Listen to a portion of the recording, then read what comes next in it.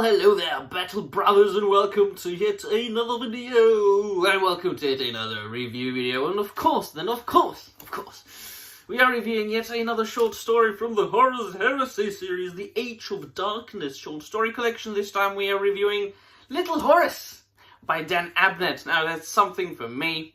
I'm absolutely enthralled by not the Sons of Horus, but if you've been following me for quite some time, and if you have followed my Warhammer Horus Heresy reviews, you know that I'm a huge Luna Wolves fan, that I have always been fascinated by the relationship between Horus and his Luna Wolves before they became the traitors, before they became Sons of Horus, and before all that craziness started.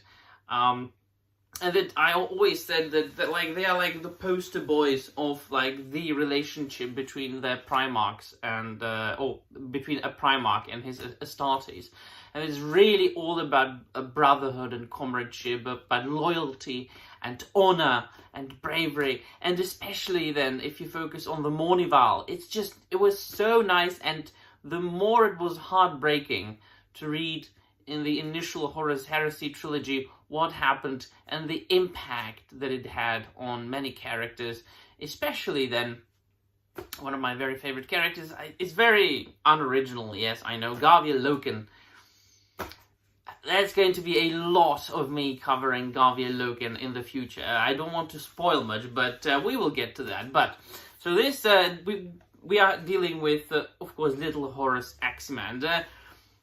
All these short stories so far in this collection are dealing with like an aftermath of Istvan V, the drop site massacre, as well as Istvan III. Of course, we know that these two events were very important in the Horus Heresy saga. One of the like most horrible things that happened. Of course, there was a plethora of horrible atrocities happening at the end of the Great Crusade and at the beginning of the Horus Heresy, and throughout the Horus Heresy, of course. But it's really one of the more memorable ones, because they all like started, they started it all.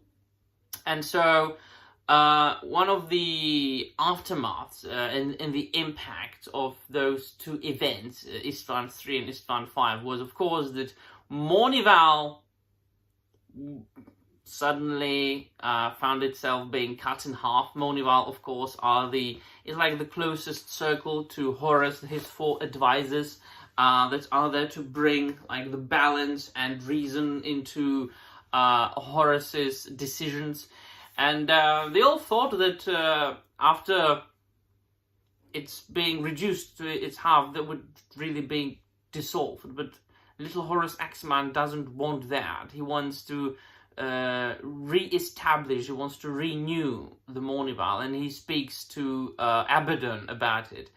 And it's surprisingly, Abaddon agrees. He is known for being this psychotic, choleric maniac, but he sees the advantage here of Mournival existing and really forming a sort of a balance to Horus's decisions, and so they converse together, and then they pick two successors, two new members of Mournival, but they have to be tried first, of course, and at the same time, they are being tasked with, not really, subduing and attacking the inhabitants of a world.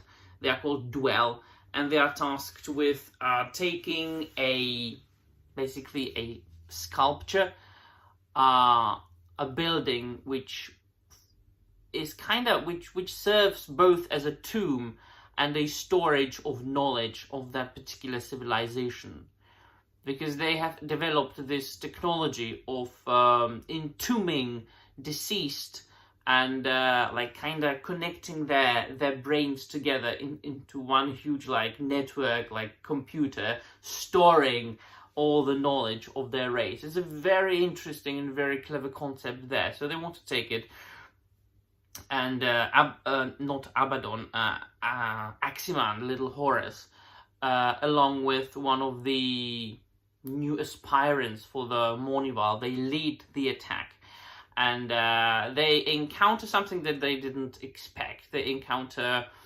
some iron hands. They encounter an iron hand captain, Shadrach Meduson, and some white scars who are defending this particular planet. They nearly defeat the Sons of Horus, but of course they don't manage to do that.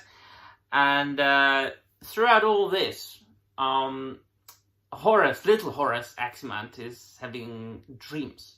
And in those dreams, he has breathing, very close breathing, and some like whispering. And gradually he starts hearing this breathing and the voice even when he is awake. And he isn't sure if it's like just hallucinations, if he's hearing himself in his helmet, and what the hell is even going on here. And we find out there's going to be a tremendous spoiler now. Tick tock, spoiler. Alright. Is of course Garvia Loken. He's dreaming about Garvia Loken. He even mentions that, or Abaddon mentions when they are having this conversation that I mentioned, that they don't really even mention his name, because the memory still hurts. And that's what I'm talking about, man. I mean, thinking on and talking about Loken right after the events at Istvan 3 in Galaxy in Flames, and before we get to know something very spoilerish, is like, man, like tear coming up, right? Loken, come on. And yeah, so this, and then Dan Abnett, of course. I mean, Dan Abnett is one of the greatest writers of our day and age. Absolutely prolific and versatile man. It's just not only writing a plethora of the initial books in the Horus Heresy and so on and so forth, but I think that out of all so far that I've read, I've been amazed by Prospero Burns and his ability. I mentioned that in the review I made about Prospero Burns. His ability to really take the core of old Germanic like poetry and literature in general, and how it was composed and put together, and bring it into the 21st century in a perfect and flawless way. So I was very much amazed by that. So, like, anything by Dan Abnett, throw it at me. And he's a versatile man. Not only does he write, like, Warhammer books, but other fantasy and science fiction, and even comic books, He used to work for Marvel Comics, I think, a lot. So, there you go. Yeah, definitely one of the short stories that I definitely do recommend. You need to know a lot. You need to have read at least the initial trilogy of the Horus Heresy, the 3 novels, and then you'll absolutely understand this. But I don't know why anyone would start with this particular collection if anyone doesn't know anything about Horus Heresy. It's definitely fantastic, awesome for people who know a lot already. So yeah, let me know in the comments down below what you think, and that'll be all. Thank you very much for watching, and remember, the Emperor protects.